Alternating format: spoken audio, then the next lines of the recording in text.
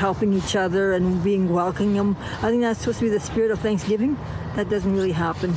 With Thanksgiving upon us, many are readying their turkeys and pies to dine with loved ones. But Vivian Ketchum, a residential school survivor, says the holiday's colonial heritage in relation to the harms done to Indigenous peoples stops her from celebrating. Ketchum says to her, the holiday was always supposed to be about settlers and Indigenous people feeling welcome, helping each other, and breaking bread.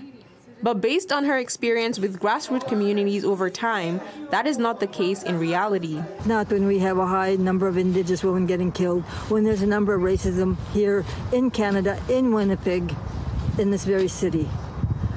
How many times when I go to the store that I get followed? How about when I go to the waiting room and I get told, treated and out the door? When my brown face is perceived as a threat.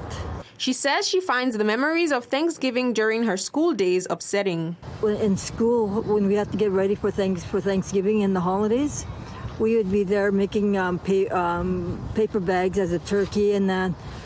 Oh, this really gets me angry when I think of it. When they used to make those headbands and little feathers in that, so that pilgrim story in that, and how we used to be perceived. Historically, Thanksgiving has been linked with celebrating a bountiful harvest. Marcel French says it is important for the wider community to remember that the privilege of being in Canada came at a cost to Indigenous people, many of whom don't have access to the bounties celebrated.